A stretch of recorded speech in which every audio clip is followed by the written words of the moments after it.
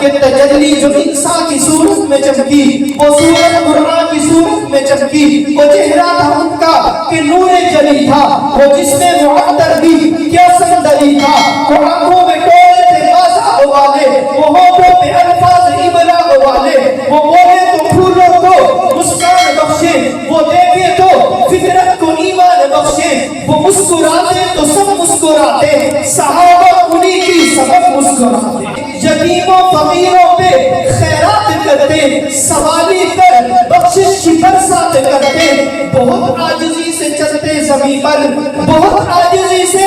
چلتے زمین پر، مگر ان کا چرچا عرش بن پر۔ اے عالم نجوم و جواہر کے کردگار، مجھے بھی گرہ شام و سحر کھولنا سکھا، میں بھی چاند تارے پلکوں پہ سجا سکوں، میزان خسف گوہر تولنا سکھا، اب زہر ذائقے ہیں زبانوں حروف میں، ان زہر ذائقوں میں اسم اعظم گھولنا سکھا، دل مبتلا ہے کب سے غم سکوت میں، تو رب لطف لب ہے مجھے بھی بولنا سکھا، کہاں میں کہاں مدحت ذات گرامی، میں سعدی نہ رومی نہ قدسی نہ جامی، پسینے پسینے ہوا جا رہا ہوں، کہاں یہ زمان کہاں نام نامی، یہ جلوہ حق سبحان اللہ، یہ نور ہدایت کیا کہنا، جبریل بھی ہیں شہدا ان کے، یہ شان نبوت کیا کہنا، جن کے سینے پہ اترا ہو قرآن، اس سینے کی عظمت کا کیا کہنا۔ میرے والدین احترام، آمنے صدر احترام، دوستوں بزرگوں، اس لیے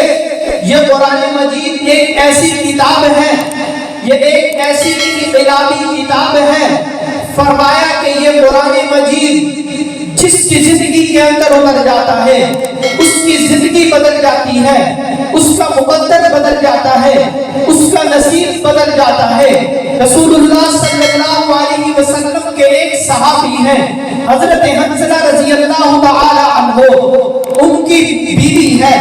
بیوی کا جو والد ہے وہ بھی کافر ہے، خود حضرت حنظلہ رضی اللہ تعالی عنہ کہ آپ کا والد بھی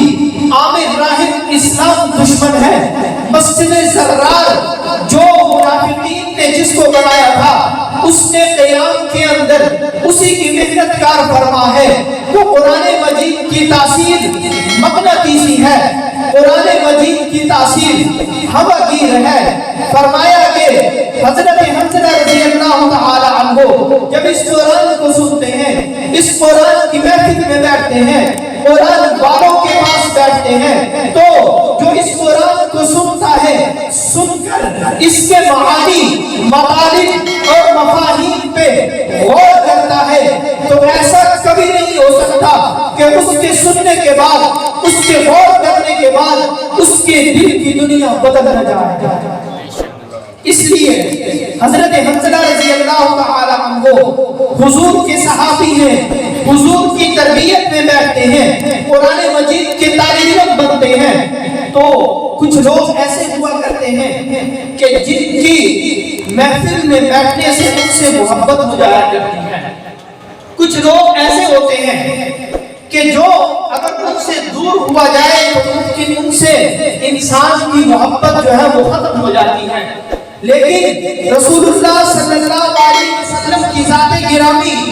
ایسی ذات گرامی ہے کہ اگر آپ کو اگر کسی نے دور سے دیکھا تو آپ سے محبت ہو گئی، اگر کسی نے آپ کو جو ہے وہ آپ کی محفل کے اندر بیٹھتا ہے تو اس کی محبت بڑھتی چلی جاتی ہے، جتنا حضور کی محفل میں بیٹھتا ہے اتنی ہی اس کی محبت بڑھتی چلی جاتی ہے۔ تو یعنی یوں کہوں گا کہ حضور صلی اللہ علیہ وسلم حسین بھی تھے، حضور قصید بھی تھے، حضور مسیح بھی تھے حضور کے فرمایا کہ جتنے بھی حسن اور محبت کے زاویے ہیں اور وہ جب تک رسول اللہ صلی اللہ علیہ وسلم کی خدمت کے اندر دست بستہ گزارش نہ کریں کہ اے حضور اے آقا ہماری طرف بھی جو ہے وہ نظر کرم فرمائیے تو اس وقت تاکہ ہمیں بھی دنیا کے اندر عزت افزائی کا موقع مل جائے. اس لیے شاعر کہتا ہے نا کہ تجلی جو انسان کی صورت میں چمکی وہ صورت قرآن کی صورت میں چمکی وہ چہرہ تھا ان کا کہ نور جلی تھا وہ جس میں معطر بھی کیا سندلی تھا وہ آنکھوں میں ٹولے تھے بازا والے وہ ہونٹوں پہ الفاظ ابلا والے وہ بولے تو پھولوں کو مسکان بخشے وہ دیکھے تو فطرت کو ایمان بخشے وہ مسکراتے تو سب مسکراتے صحابہ انہی کی سبب مسکراتے وہ مسکراتے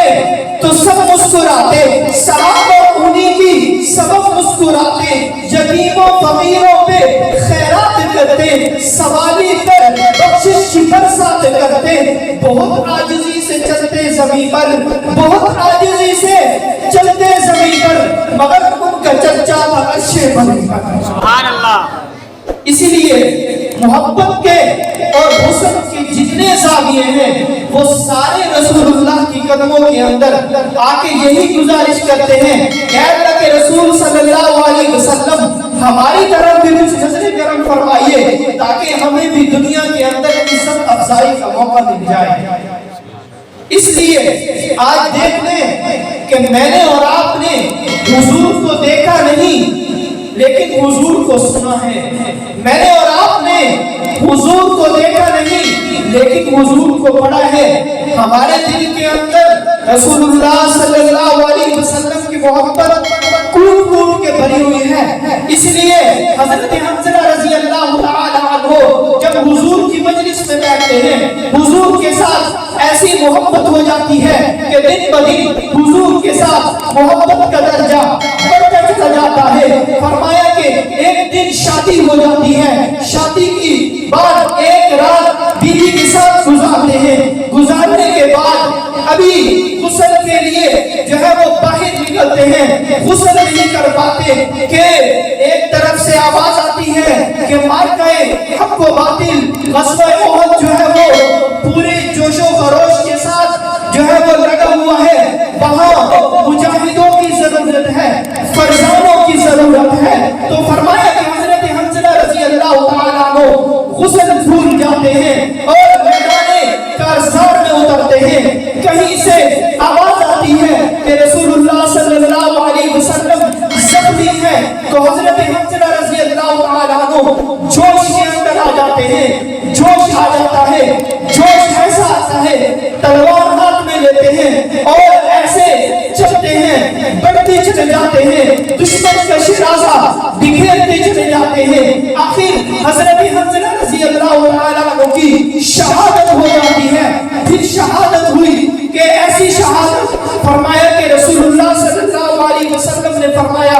کہ حنظلہ کو تلاش کیا جائے. غازیوں میں تلاش کیا گیا حضرت حنظلہ نہیں ملے اور شہیدوں میں تلاش کیا حضرت حنظلہ نہیں ہے. تو کیا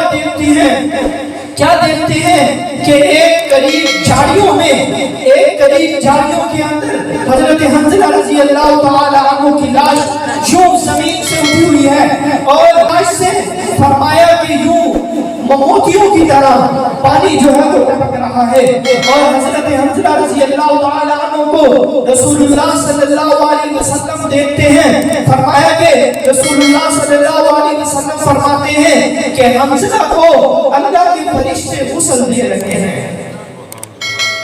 اس لیے جب بھی یعنی حضرت حنظلہ رضی اللہ تعالیٰ عنہ قرآن کے تعلیم کرتے ہیں قرآن کو پڑھتے ہیں قرآن کو سنتے ہیں قرآن کے اندر غور و فکر کرتے ہیں. نتیجہ کیا نکلتا ہے؟ نتیجہ یہی نکلتا ہے کہ وہ رسول اللہ صلی اللہ علیہ وسلم کی عزت و ناموس کے لیے اپنا سب کچھ کٹوانے کے لیے تیار ہو جاتے ہیں. اس لیے سارے دوست تھوڑا سا آگے آگے ہو جائیں تاکہ جو باہر دوست احباب کھڑے ہیں ان کو بیٹھنے کی جگہ مل جائے. بس پروگرام کے اختتام کی طرف جا رہا ہے. آپ احباب آگے آگے آ جائیں اور آپ کے لیے الحمدللہ کچھ نہ کچھ جو ہے وہ کھانے کا یعنی یوں کہہ لیں کہ لنگر کا انتظام بھی کیا گیا ہے.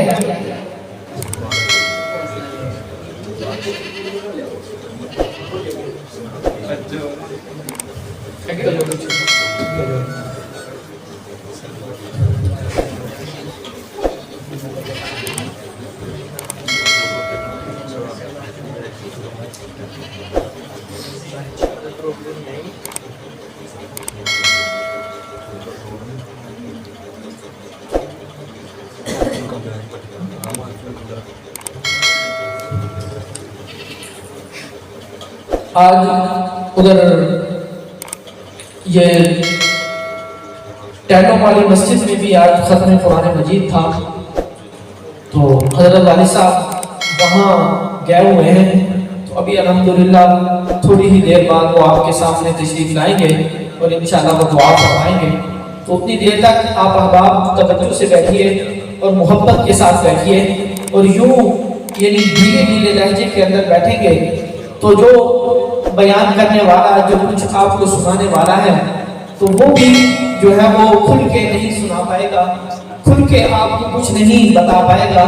اس لیے آپ دوست احباب تھوڑا سا اپنی بیداری کا ثبوت دیجیے. اپنا دائیں ہاتھ بلند آواز بلند کر کے کہیے سبحان اللہ.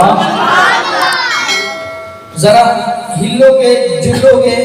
پھر برکت آئے گی, پھر تھوڑی تھوڑی نیندہ بھی تھوڑی بیدار ہوگی. ذرا ہو اونچی کو سبحان اللہ, ذرا محبت نال کو سبحان اللہ, مسکرا کے کو سبحان اللہ.